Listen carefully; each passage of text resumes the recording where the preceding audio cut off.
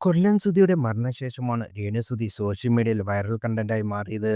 രേണു എന്ത് ചെയ്താലും അതിന് മില്യൺ കണക്കിന് വ്യൂസും വലിയ രീതിയിൽ റീച്ചും കിട്ടും.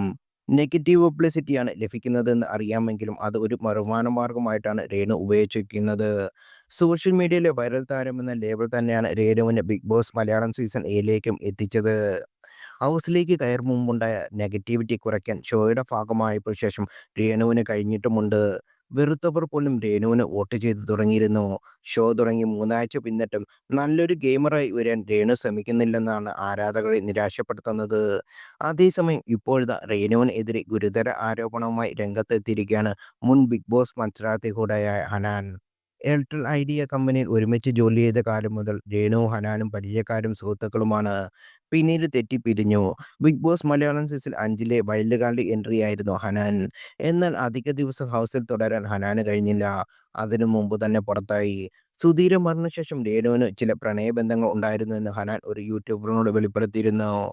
സോഷ്യൽ മീഡിയയിൽ അത് വൈറലായി മാറുകയും ചെയ്തു. സുധിച്ചേട്ടൻ മരിച്ച് ഒരു മാസത്തിനുള്ളിൽ ഒരു പയ്യനുമായി രേണുവിന് ബന്ധമുണ്ടായി.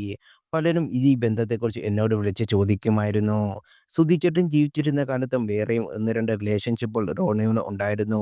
ഒരിക്കൽ സംസാരിച്ചപ്പോൾ രേണുവിൻ്റെ വായിൽ നിന്ന് വന്നതാണ്. എന്താണ് റിയൽ ക്യാരക്ടർ എന്നറിയാനുള്ള ക്യൂരിയോസിറ്റി കൊണ്ടാണ് എനിക്ക് ആ സമയത്ത് ഉണ്ടായിരുന്നു. എനിക്ക് സുധിച്ചേട്ടനുള്ള കാലത്തും ബന്ധങ്ങളുണ്ടായിരുന്നു. അത് സുധിച്ചേട്ടൻ അറിയാൻ ഒന്നും പോകുന്നില്ലല്ലോ എന്ന തരത്തിൽ ഒരു ടോക്ക് വന്നു. അത് പറഞ്ഞ ഉടൻ രേണു വിഴുങ്ങുകയും ചെയ്തു. അബദ്ധത്തിൽ ചാടി വന്നതാണ്. രേണുവുമായി ബന്ധമുണ്ടായിരുന്ന പയ്യന് 25 വയസ്സ് മാത്രമേ ഉള്ളായിരുന്നെന്ന് കൂട്ടുകാരി വഴി അറിഞ്ഞത്. ഫിസിക്കൽ റിലേഷൻഷിപ്പ് രേണു ആ പയ്യനുമായി ഉണ്ടായി. ഗർഭിണിയായി മാറുകയും ചെയ്തു. ഇക്കാര്യം എനിക്കും ആ കൂട്ടുകാരിക്കും രേണുവിനോടൊപ്പം ആശുപത്രിയിൽ പോയ ചേച്ചിക്കും മാത്രമേ ആദ്യം അറിയുകയുള്ളായിരുന്നു. സുധി മരിച്ചതിന് ശേഷം നടന്ന കാര്യങ്ങളാണ്. രേഷ്മ തങ്കച്ചൻ എന്ന പേരിലാണ് ആശുപത്രിയിൽ ചികിത്സ തേടി എന്നാണ് ഹനാൻ പറയുന്നത്. പലരിൽ നിന്ന് കേട്ട കാര്യങ്ങൾ പറഞ്ഞതെന്ന് അല്ലാതെ തെളിവുകളൊന്നും ഹനാൻ പുറത്തുവിട്ടിട്ടുമില്ല. അതുകൊണ്ട് തന്നെ ഹനാൻ പറഞ്ഞ കാര്യങ്ങൾ പൂർണ്ണമായി വിശ്വസിക്കാൻ ബുദ്ധിമുട്ടാണെന്നാണ് ഫോൺ കോളും ഓഡിയോയും പുറത്തു വന്നതിന് ശേഷം പ്രത്യക്ഷപ്പെട്ട കമന്റുകളും. ഹനാൻ എന്തിനുവേണ്ടി തെളിവില്ലാത്ത ഇങ്ങനെ പറയുന്നു?